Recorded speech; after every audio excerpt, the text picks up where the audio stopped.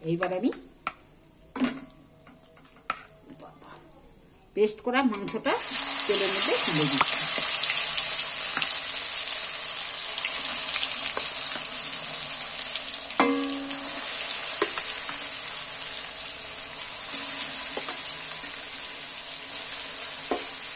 আজ আমি খাসির মাংস বানাবো।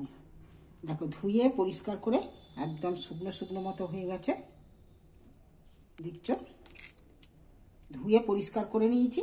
তার মধ্যে আমি এখানে 300 গ্রাম পেঁয়াজ নিয়েছি। 300 গ্রাম পেঁয়াজটাকে প্রথমেই আমি পেঁয়াজটা ভেজে নেব। কড়ার মধ্যে আমি বেশ খানিকটা তেল ঢেলে দিচ্ছি। কড়াই যে তেল দিয়েছি, তেলটাকে ভালো করে কড়া করে গরম করতে হবে। তেলটা গরম হতে হতে আমি এখানে 2 চামচ টক দই দিয়ে দিচ্ছি। 2 চামচ টক দই দিয়ে দিন। দেখো তেলটা কিন্তু খুব গরম হয়ে গেছে, ধোঁয়া উঠছে। এবার আমি এখানে যে পেঁয়াজগুলো কেটে সাইজ করে রেখেছি, পেঁয়াজগুলো তেলের মধ্যে তুলে দিচ্ছি।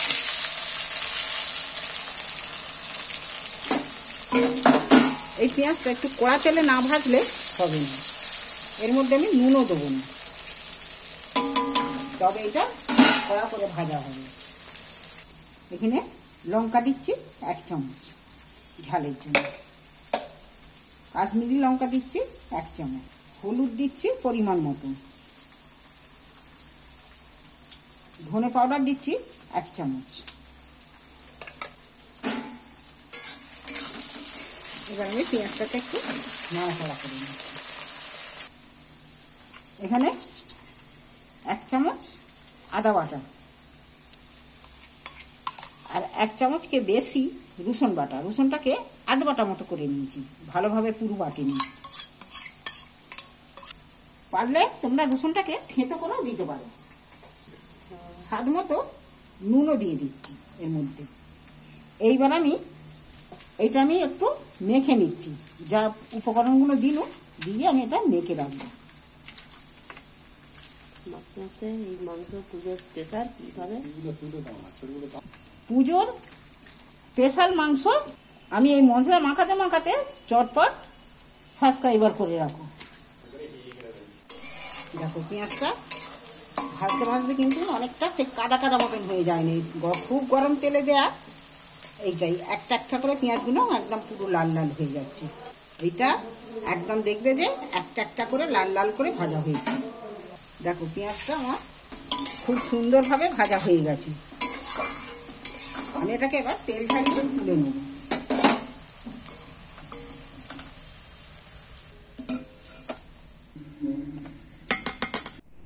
দেখো এখন আমি একটা মিক্সারের জার নিয়েছি, আর এই যে পেঁয়াজ ভেজে তুলে রেখেছি, অর্ধেকটা পেঁয়াজ আমি রেখে দিচ্ছি, আর অর্ধেকটা পেঁয়াজকে আমি মিক্সারের জারে তুলে দিচ্ছি।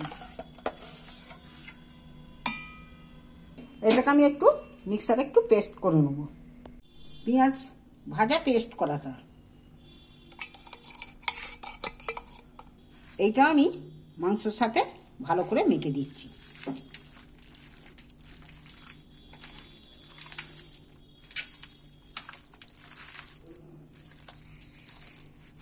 দুটো তেজপাতা, দুটো শুকনো লঙ্কা, একটু ডালচিনির টুকরো, 4টে লবঙ্গ গোটা, ছোট জিরে গোটা করতে, 3টে এলাচ ফাটিয়ে দিচ্ছি। ভাজা হয়ে গেছে, সেন্ট উঠে গেছে। এইটা নাড়তে নাড়তেই ভাজা হয়ে গেছে। আর এই পেঁয়াজ ভাজার তেলেতে যে কোনো রেসিপি বলো না কেন, পেঁয়াজ ভাজার তেলেতে দারুণ টেস্টি আসে। এইবার আমি পেস্ট করা মাংসটা তেলের মধ্যে তুলে দিচ্ছি।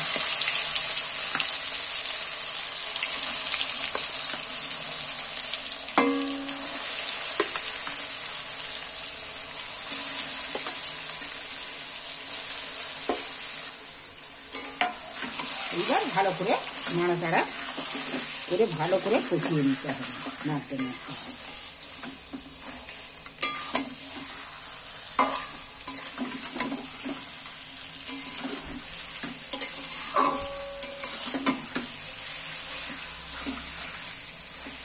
এইভাবে মাংসকে নেড়ে নেড়ে কষিয়ে কষিয়ে রান্না করতে হবে। পুজোর এই হলো আমার পুজোর স্পেশালি খাসির মাংস। প্রেসারের থেকে মাংস কিন্তু হাঁড়িতে কোড়ার মধ্যে রান্না করলে তার টেস্ট কিন্তু আলাদা হয়। তাই আমি আজ কোড়াতেই রান্না করবো, আজ কুকারে রান্না করবো না। এর দারুণ স্বাদে দারুণ টেস্টি কুকারে এই কোড়ার মাংস হবে আজ। এখানে একটা বড় সাইজের টমেটো একটাই দিয়েছি, খুব বড় টমেটোটা একটাই দিলেই হয়ে যাবে। টমেটোটা দিয়েও একটু ঘেঁটে দিচ্ছি। এবার জল বেরিয়ে যাবে, টমেটোটা দিয়েছি তো, টমেটো একটা রস আছে। দেখো মাংসটা নাড়তে নাড়তে টমেটোগুলো দেওয়ার পর কতটা জল জল বেরিয়ে হয়েছে দেখছো, জুস বুঝে। জল এখনো কিন্তু ব্যবহার করিনি, নুনও তো দেওয়া আছে আর টমেটোগুলো দিতে টমেটোটা গলে জুস জুস হয়ে গেছে। এইবার আমি জল দিয়ে দেবো পরিমাণ মতো। দেখো এখানে আমি, তোমরা যদি আলু খাও দেবে, না খেলে না দিতে পারো, কিন্তু আমাদের আলুটা পছন্দ করো বলে আমি আলুগুলো দিচ্ছি।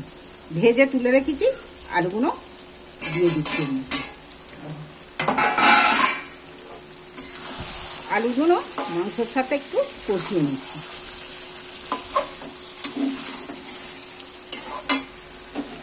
এবার এখানে যে ভাজা পেঁয়াজগুলো মিক্সারে দিয়েছি দুটি, আর গোটা কতক রেখে দিয়েছি, আমি সেটাও এর মধ্যে ছড়িয়ে দিচ্ছি।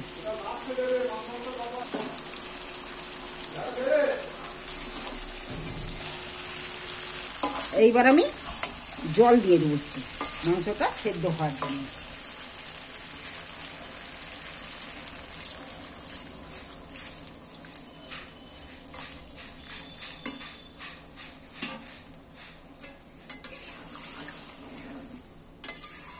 আমার মাংসটা কিন্তু ফুটছে, পরিমাণ মতো জলও দিয়ে দিয়েছি।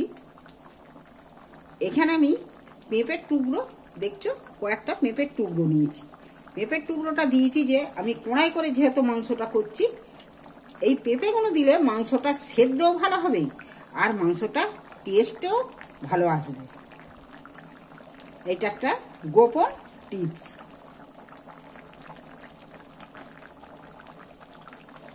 মাংসটাও ভালো সেদ্ধ হবে আর টেস্টও আসবে। এখানে আমি চাপা দিয়ে দিচ্ছি। আধ ঘন্টা পর ফিরে এসছি।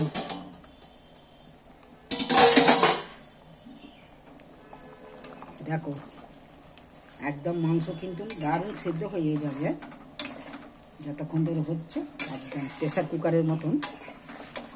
হাত থেকে ছেড়ে যাচ্ছে মানে হাত থেকে সেদ্ধ হয়ে গেছে, দেখছো মাছের মতো হয়ে গেছে। দেখো জুসও হয়ে গেছে, পুরো রেডি আমার মাংস। এতে গরম মশলারে সবই দেয়া আছে, যখন মাংস কষি তখনই দিয়ে দিয়েছি। তোমাদের ভালো লাগলে চ্যানেলটা অবশ্যই সাবস্ক্রাইবার করবে।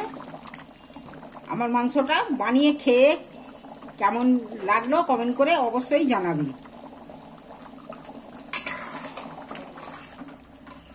এ আমার নবমীর স্পেশালি খাসির মাংস। চলো এবার গরম গরম পরিবেশন করব, আর কেউ যদি খেতে চাও চলে এসো।